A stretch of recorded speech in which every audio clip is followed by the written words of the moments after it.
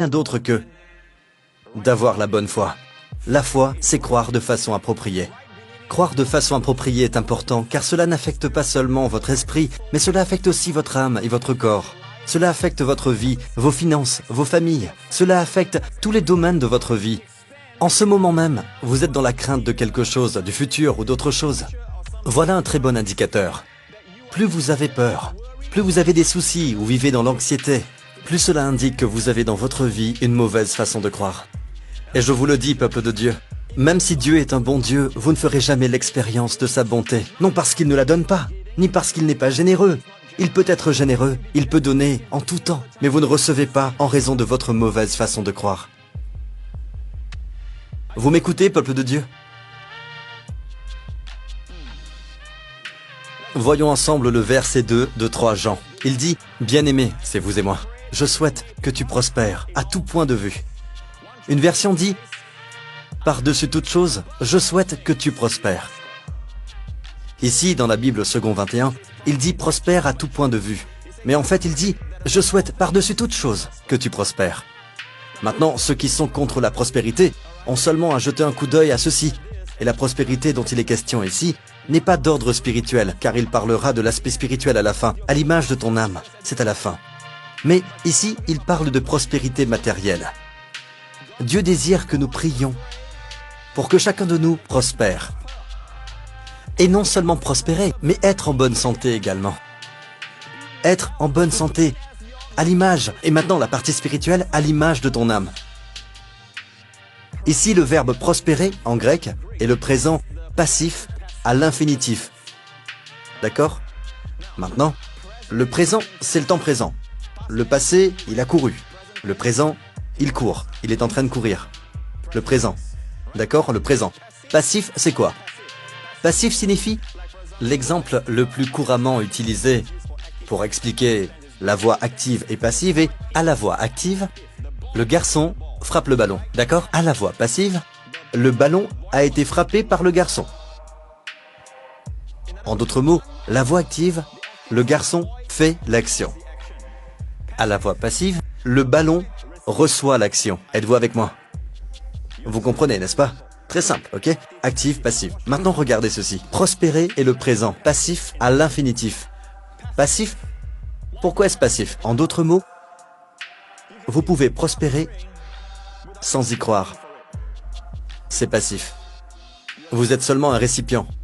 Mais quand il s'agit de la santé, être en bonne santé, c'est le présent actif à l'infinitif. En d'autres mots, si vous ne le recherchez pas, si vous n'y participez pas, d'accord, vous pourrez prospérer, mais en étant malade. C'est dans la Bible que je lis cela, mes amis. Vous m'écoutez? Et ce n'est pas mon message aujourd'hui. D'accord, mon message est ceci. Regardez ceci. Bien-aimé, je souhaite que tu prospères et sois en bonne santé, à l'image de ton âme. À l'image de ton âme. Comment votre âme prospère-t-elle? Vous savez, vous pouvez demander à n'importe quel chrétien et il vous donnera la bonne réponse. Aimer Dieu, lire la Bible, prier chaque jour. Et vous savez, vous ne pouvez pas être dans l'erreur avec ces réponses, n'est-ce pas? Mais dans le contexte du verset 2 de 3 Jean, voulez-vous le voir? Je vous le donne de toute façon. Regardez le contexte. De la part de l'ancien, au bien-aimé Gaius, que j'aime dans la vérité. L'accent est sur la vérité. La vérité. Bien-aimé, je souhaite que tu prospères à tout point de vue. Et puis, regardez comme c'est étonnant, c'est entouré de vérité, le mot vérité. Après le verset 2, il y a le verset 3 et ce verset dit « J'ai en effet éprouvé une très grande joie ». Juste après qu'il ait dit « à l'image de ton âme ». J'ai en effet éprouvé une très grande joie lorsque des frères sont arrivés et ont rendu témoignage de ta sincérité, de la manière dont tu marches dans la vérité. Marche ici est le présent actif. De la manière dont tu marches dans la vérité. Je n'ai pas de plus grande joie que d'apprendre que mes enfants marchent dans la vérité.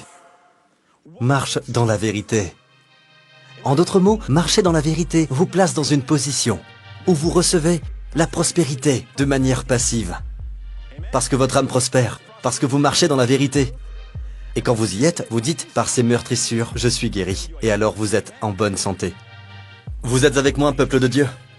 À présent, c'est quoi marcher dans la vérité? C'est marcher dans la vérité de l'Évangile. Rappelez-vous, la loi a été donnée à travers Moïse, mais la grâce et la vérité sont venues à travers Jésus-Christ. La vérité est du côté de la grâce. Jean 1,17 dit que la loi a été donnée à travers Moïse. Mais la grâce et la vérité sont venues à travers Jésus-Christ. De ce côté, la grâce et la vérité sont ensemble. La loi est isolée. Il aurait dû dire, pour être cohérent, la loi et la vérité ont été données à travers Moïse, mais la grâce et la vérité sont venues à travers... Mais il n'y a pas de vérité de ce côté. Quand Jésus parla aux pharisiens de son temps, il leur dit « Vous connaîtrez la vérité, et la vérité vous rendra libre. » Mais les pharisiens sont des personnes qui connaissent la loi. Donc évidemment, ils n'étaient pas en train de parler de la loi, car ils connaissaient déjà la loi. Êtes-vous à l'écoute, peuple de Dieu? Savez-vous qu'à un moment, dans l'église primitive, il se produisit ceci. L'apôtre Pierre était en train de manger avec les convertis païens. Et ils célébraient, mangeaient ensemble. Je ne sais pas s'ils mangeaient de la nourriture cochère ou pas. Aucune mention n'est faite de ce qu'ils mangeaient avec les païens. Puis il apprit que le QG à Jérusalem, l'église à Jérusalem, en ce temps-là, ils étaient encore enracinés dans la loi. Ils envoyèrent quelques personnes là-bas. La Bible nous dit que Pierre se retira des chrétiens non juifs et s'est mis à l'écart pour faire croire qu'il était séparé des autres. Quand Paul vit tout ceci, car Paul y était, quand Paul vit tout ceci, il reprit Pierre devant tous. Et voici ce que Paul dit à Pierre.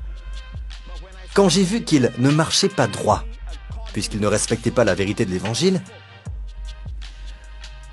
Paul dit, j'ai vu ce jour-là Pierre et quelques autres juifs, des chrétiens juifs qui se séparaient des chrétiens non juifs. Ce n'est pas cohérent. Il n'y a plus de séparation. Et j'ai vu qu'il ne marchait pas droit, puisqu'il ne respectait pas la vérité de l'évangile. J'ai dit à Pierre devant tous, donc il reprit Pierre.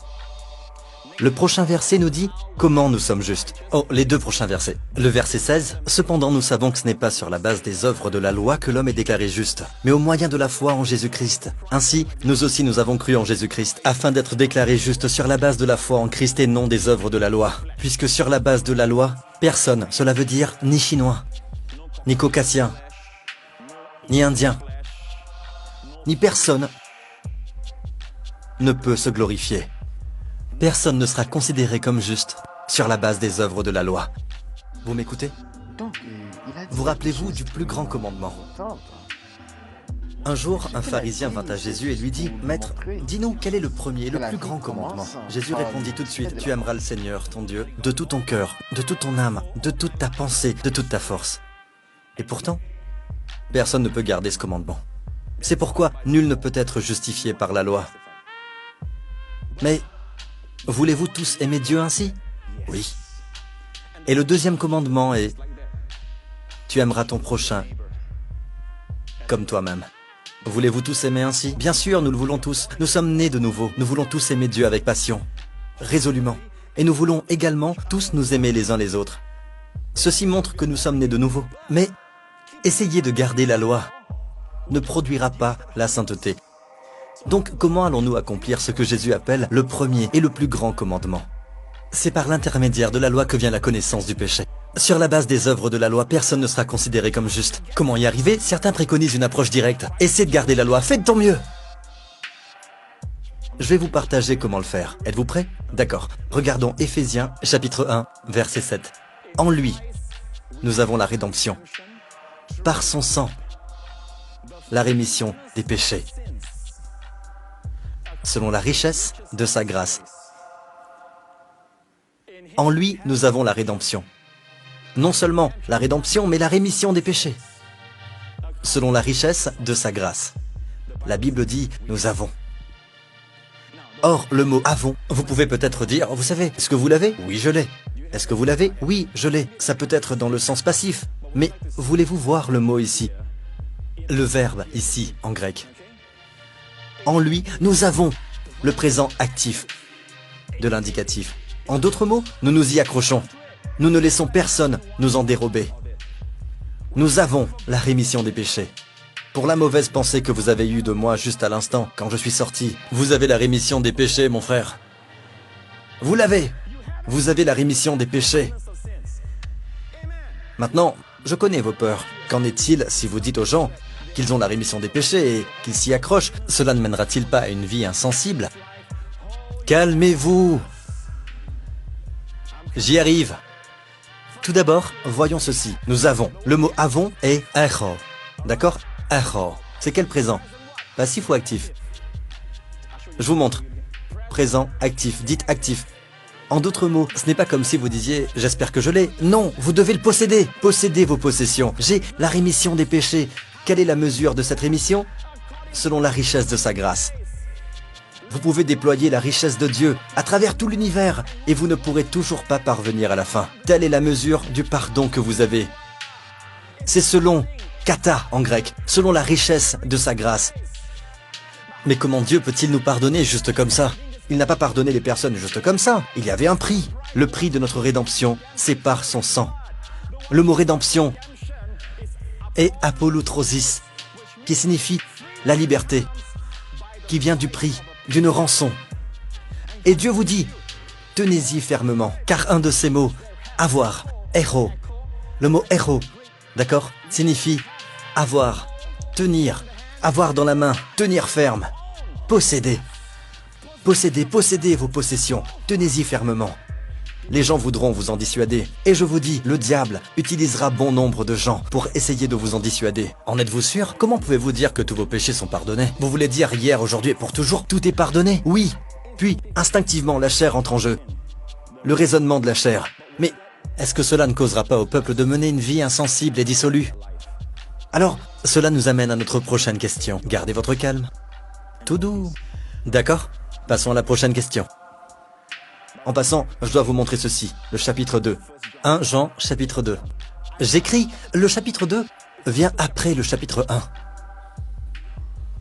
Où dans le verset 9, il est dit, si nous reconnaissons nos péchés. Si le verset 9 se réfère aux chrétiens, et que vous avez le chapitre 2 qui se réfère aux chrétiens, nous avons là un problème. Je vais lire ce verset. 2, 12. Je vous écris, petits enfants, ou chers enfants dans la version originale. Je vous écris, petits enfants, parce que vos péchés vous sont pardonnés à cause de son nom. Le verbe ici, pardonner. Le verbe ici est le passé passif de l'indicatif. Nous le recevons simplement. D'accord? Qu'est-ce que le passé? Le passé veut dire quoi? Une fois pour toutes. Cela ne peut être répété avec les résultats actuels. Nous sommes toujours pardonnés. Nous avons été pardonnés et nous sommes toujours pardonnés. Et c'est passif. En d'autres mots, confessant les péchés est actif. Vous devez confesser. Celui-ci ne l'est pas. C'est passif. Vous êtes pardonné. Un chrétien qui n'a pas été pardonné n'existe pas. En passant, retournons à Éphésiens 1. Éphésiens 1 d'abord. La rémission des péchés, le mot péché ici est le mot paraptoma.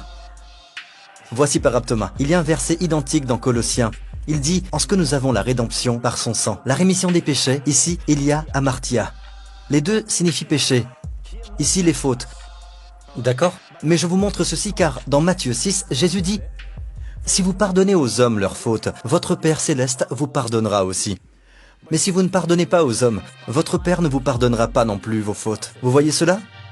D'accord? Alors il leur dit au peuple juif, si vous ne pardonnez pas, Dieu non plus ne vous pardonnera pas. D'accord? Mais si vous pardonnez, et les fautes ici, c'est paraptoma.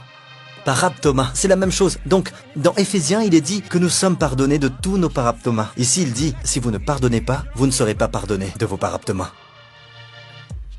Évidemment, il semble y avoir une contradiction. Ce n'est pas le cas. L'un est avant la croix et l'autre après la croix. Et Éphésiens 4 nous dit, Éphésiens 4, soyez bons et pleins de compassion, les uns envers les autres. Pardonnez-vous réciproquement, comme Dieu nous a pardonnés en Christ. Le mot pardonner ici est au passé composé, une fois pour toutes. Comme Dieu vous a pardonné en Christ, Dieu vous a pardonné. Remarquez, nous nous pardonnons réciproquement. Comme Dieu nous a pardonné en Christ. Avant la croix, nous pardonnons, afin d'être pardonnés. Après la croix, nous pardonnons aux autres, car Dieu nous a pardonnés en Christ. Et pardonner ici est une fois pour toutes. Le passé composé. À cause d'un manque d'enseignement à ce sujet, les personnes n'ont pas de raison de pardonner. Nous leur disons « pardonne, sinon tu souffriras ». Ce n'est pas une bonne fondation pour pardonner. La seule bonne fondation est de leur dire combien ils sont pardonnés. D'accord? Maintenant, l'amour pour Dieu. Comment avons-nous cet amour pour Dieu? Vous rappelez-vous de l'histoire de la femme immorale? plus probablement une prostituée. Elle vint à la maison de Simon, le pharisien, qui avait invité Jésus à manger. Jésus s'assit, puis la femme arriva, avec le vase d'albâtre plein de parfums. J'ai prêché à ce sujet il n'y a pas si longtemps de cela. Vous vous en souvenez? Suivons seulement 2 versets, d'accord? Observons cela de très près.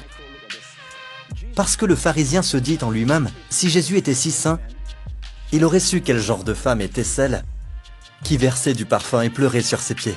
Puis Jésus regarda Simon et lui dit, Simon, en fait, nous aurions dû commencer par le verset 41.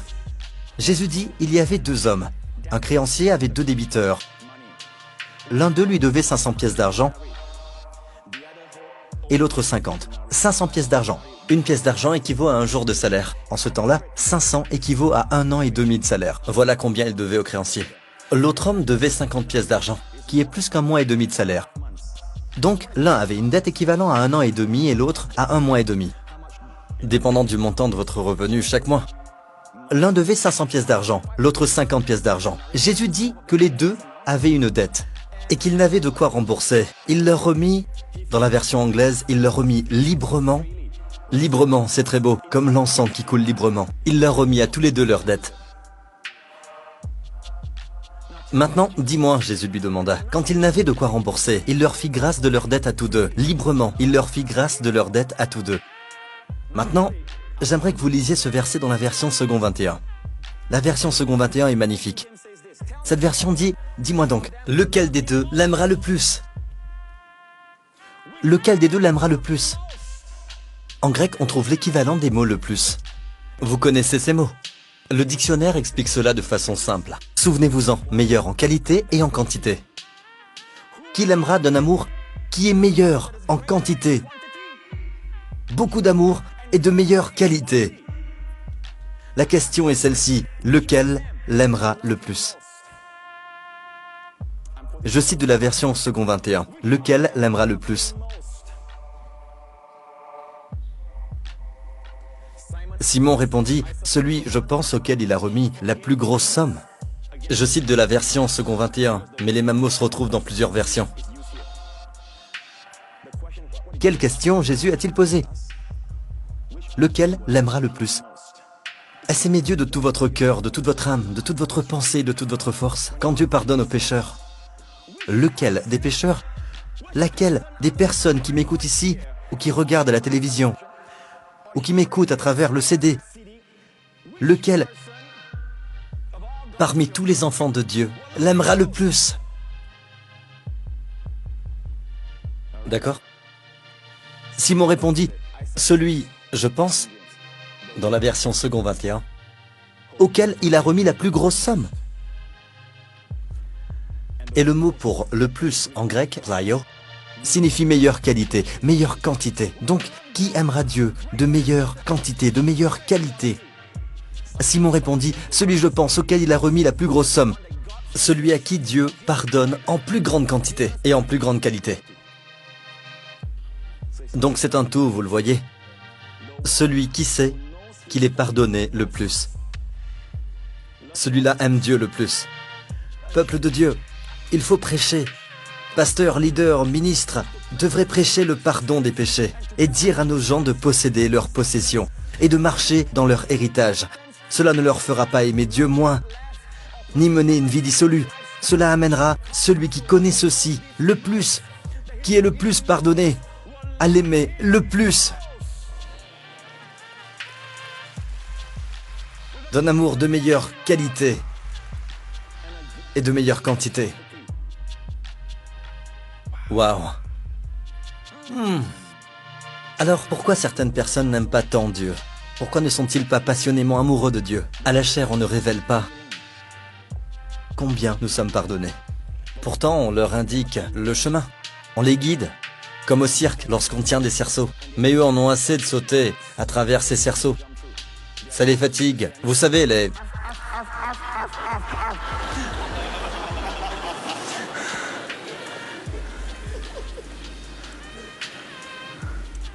Oui, je sais que ça s'appelle une otarie. Mais je pensais que vous comprendriez mieux. Maintenant, je vais conclure avec une histoire. Vous êtes prêts? Matthieu 18, version Summer. Alors Pierre s'approcha de Jésus et lui dit, « Seigneur !» Je peux imaginer Pierre, le torse bombé. « Seigneur !»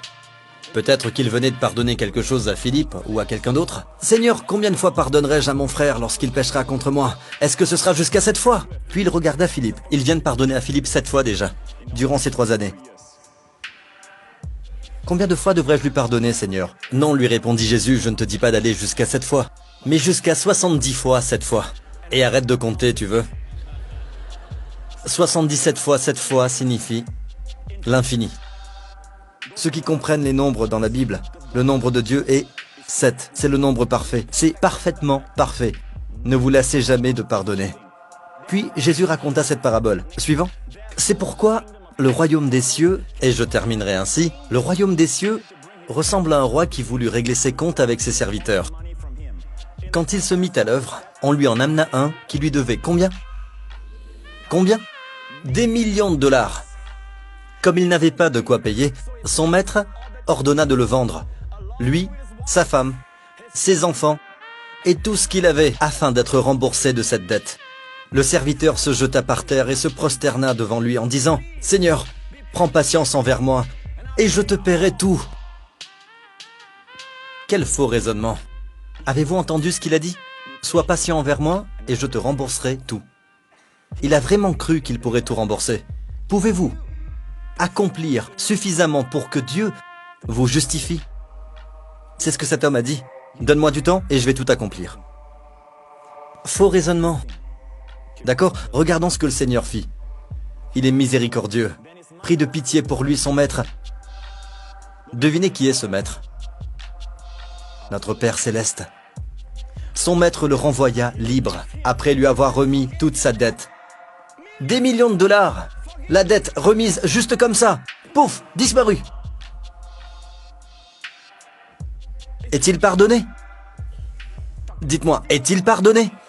Oui! Prochain verset. N'oubliez pas, Jésus raconte cette histoire.